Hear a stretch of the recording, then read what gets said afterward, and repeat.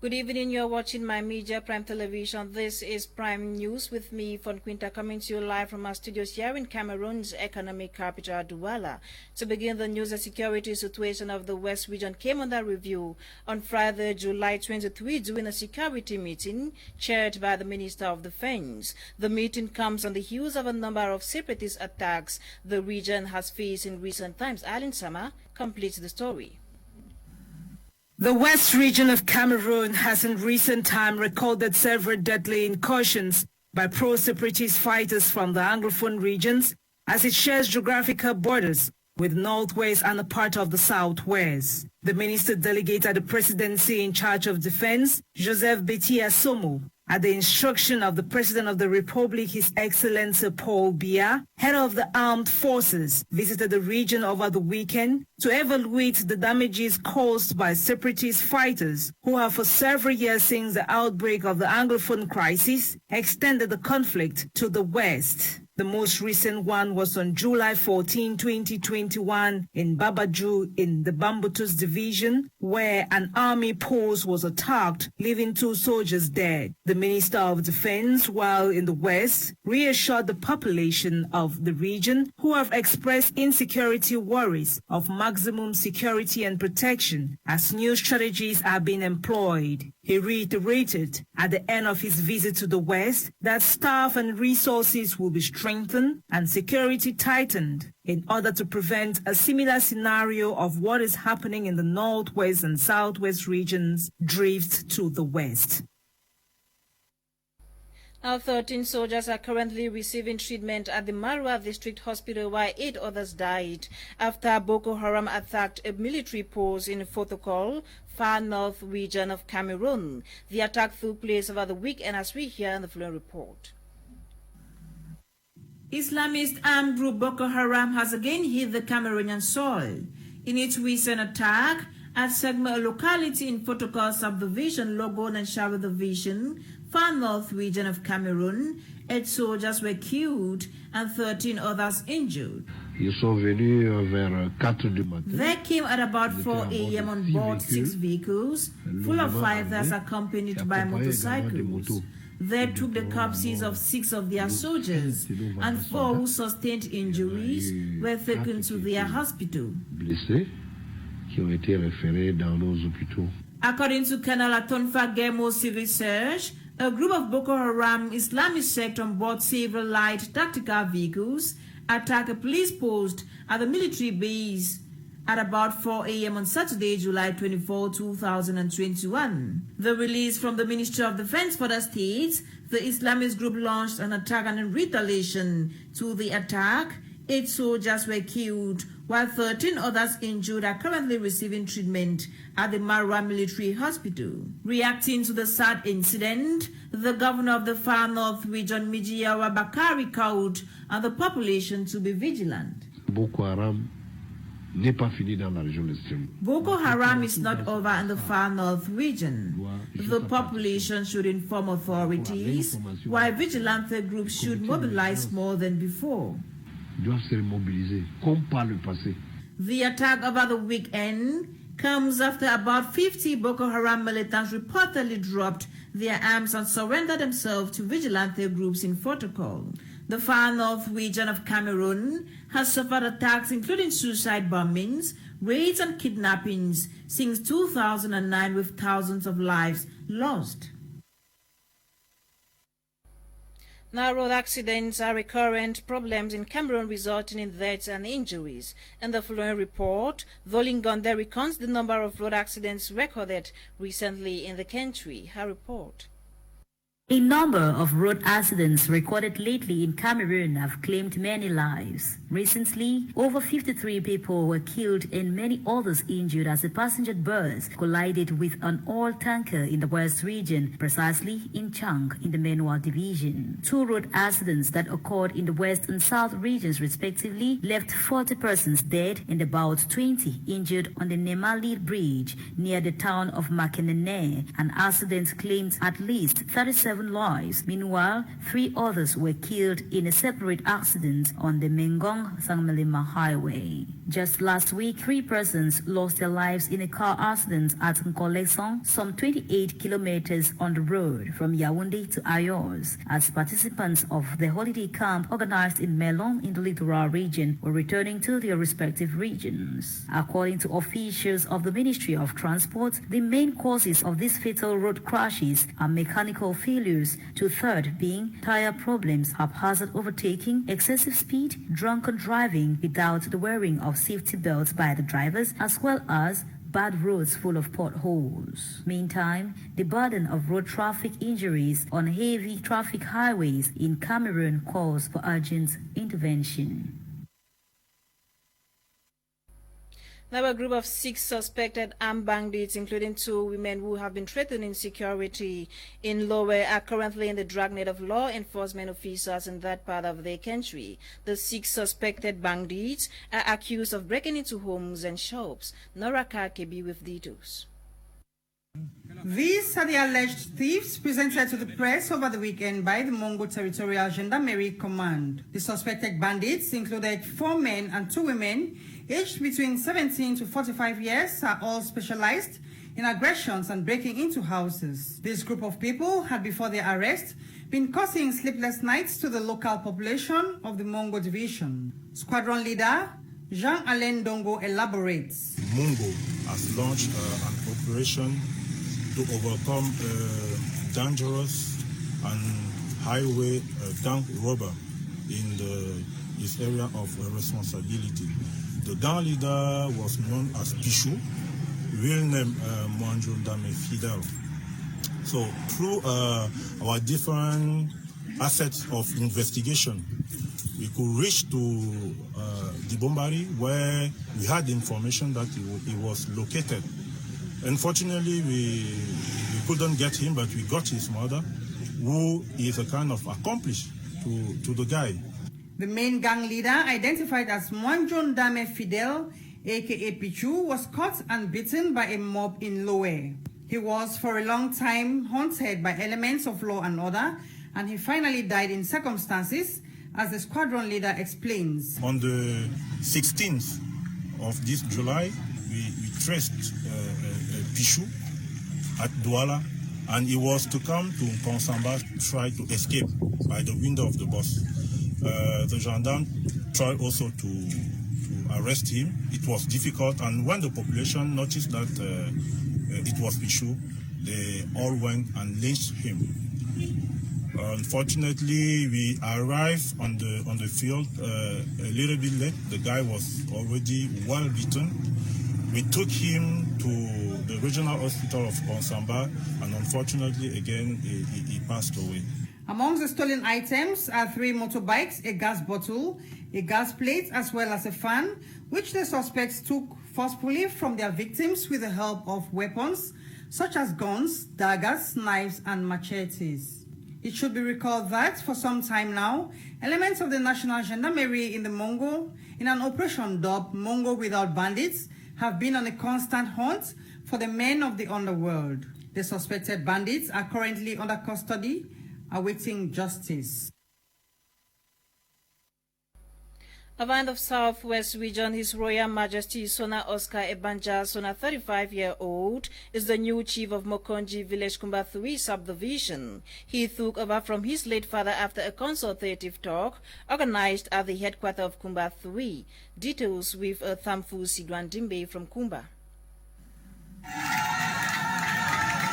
His Royal Majesty Sona Oscar Ebanja, 35-year-old holder of bachelor's degree in electrical engineering and master's degree in applied mathematics, has been chosen to take over from his father, late Chief Ebanja Gebre Elonge, as the new chief of Mokonjo village in Kumba 3 subdivision. Let's rise up and receive our new big chief.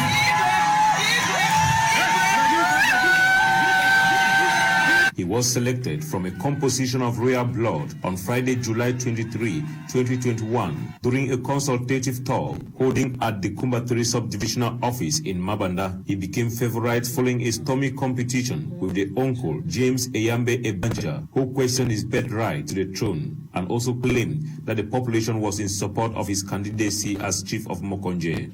Accepted me to be as their chief. They have seen me as someone who can pilot the customs and tradition of Mokonje.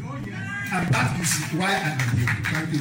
But the divisional officer of Kumba 3 Subdivision, Alfred Ngale Menge, trashed it out by bringing out a 1997 law and reiterated on the evolution of time based on succession, stressing out that by administrative tolerance, the decision to discard the post was far-fetched. He then called on kingmakers to go on with the selection of their chief, wherein Chief Sona Ebanja Oscar, born on August 27, 1986, was finally selected chief of Mokonje village. There will be a man who will carry the day, and this exercise is to designate a chief, meaning that it's a lifetime activity. It occurs once. The new chief said he will work hard to unite the villagers as he understands that there must be an opposition in every aspect of life. Then I have to go and call them together, listen to what really is their issue, because we have to know we are humans and we are always guided by greed. And like I said in my speech, we have selective truth. We choose the truth that favors us. Now we have to go back and talk with them. How can we? What I saw in the opposition was great drive. Now I have to figure out how do I get them to bring that drive. Let's take the village, the tribe forward. He also said he will work hard to instill development in the community by empowering youths. My future for Mokonje is the youth, and I keep saying that.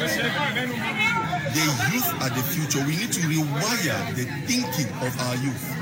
We need to encourage that youth. If education is what you want to pursue, we are there to support you.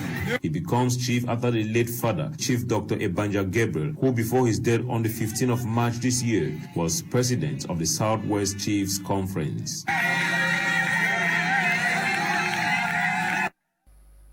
Still ahead, the dedication of Impact Attitude Spirit, the book authored by 2010 JCI President Roland Kmer, took place over the weekend in Douala, Cameroon.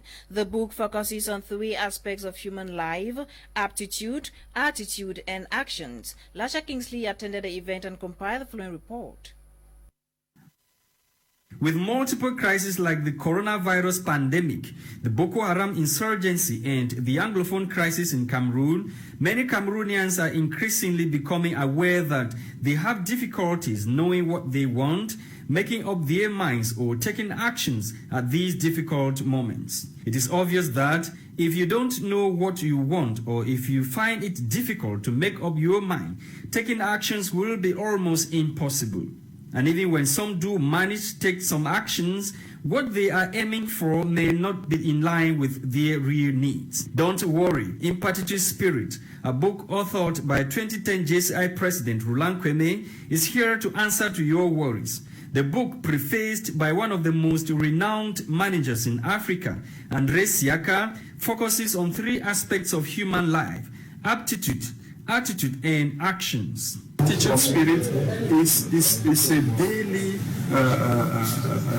conversation, daily tips that can really help the leader, the manager, the professional that you are to take action. And that's why this book is more a motivational book. It's more action-oriented. And it has 3 parts. Part 1 is on attitude. What are the competencies that you need in order to succeed in everything you do in life? Because we are talking about soft skills. The second part is attitude. What is the mindset needed in order to overcome challenges that we are facing? And the third is action. How do you act? How do you implement all this? And that's why I think this book is quite inspiring and very decisive. The dedication of Beryl Steele, the signing of the book, took place on Saturday, July 24, 2021 at Fenak Bali, Douala, Cameroon. It's a great privilege to be here today because Mr. Roland Kmer is a coach that I follow and I like so much because of his ability to put, or to, how will I say, to motivate people, and first to create in each one the capacity to become a great leader. So this book, Impactful Spirit, that we just got today, I think it's a very great book, and I got it because I want first to impact myself and become an impact in the environment that I find myself. Because the young people today need that impactful spirit to transform the society in which they find themselves. Even this Cameroon, things are not going well. The fact that people have the capacity to impact the environment will help them to build the society and transform it to become this. I'm very happy to have this book, and I'm happy because I know that I read all the book, and the spirit Impactitude will take all about my body, and I will be an impact woman. Impactful Spirit, according to the author, is a handbook, very practical, written in simple French and English. It is the second publication of the leadership coach Roland Kmer after the Impact of One. Now, the Cameroonian community in Central African Republic is still in shock after fire reportedly consumed the apartment of a Cameroonian identified as Abe Joge Zamfak alongside his wife and their 4 kids. Neighbors say they heard noise from the apartment and stepping out they discovered it had gone up in flames. All efforts to put out the flame by neighbors was futile. Sources further say by the time rescue agents arrived at the scene and broke open the door, Abe and 4 children have died on the spot, while his wife died in hospital. Investigation has been opened to determine the cause of the fire.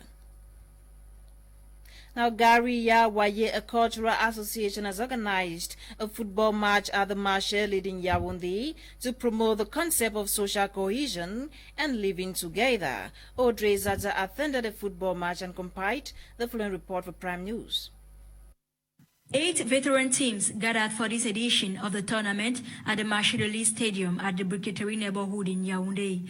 Organized by the Cultural Association BrigadeAntiSardinard, the games had as main objective to promote the spirit of living together amongst Muslim faithfuls. I thank the population that has come today. I decided to organize a mini veteran tournament this year on the occasion of our Tabaski feast. You see, thank God, everything is going on smoothly. After a series of thrilling games, the veterans of Carrefour Soya clashed with those of Grand Mosque under the watchful eyes of the quarterhead and excited fans who turned out in their numbers. 2 neighborhoods which have always been in rivalries. It is a mini tournament within the Brigaderie neighborhood, so today we are in the finals. It is 2 neighborhoods which have a history here at Brigaderie, the Grand Mosque and Carrefour de Soya. There have always been rivalries between the 2 neighborhoods.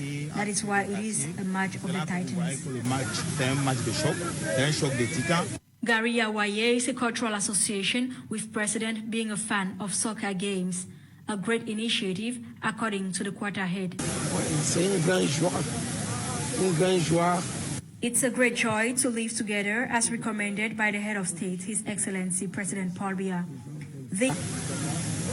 These teams that you see here are all ethnic groups which represent not only the Hausas, not only the far north, but Cameroon in general.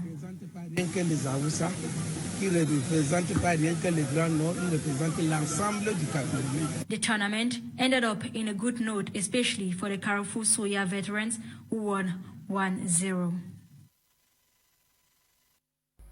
Ladies and gentlemen, you're watching Prime News live from my media, Prime Television. Now, PWG Social Football Club of Bamenda defeated Avion Academy 2-0 at the Bamenzi Stadium in Bafoussam, West region of Cameroon, qualifying them for the semi-finals of the Cameroon Cup. For semi-final pairing, Cotton Sport of Garwa will meet as of Douala, while PWG of Bamenda will lock hands with Union of Douala.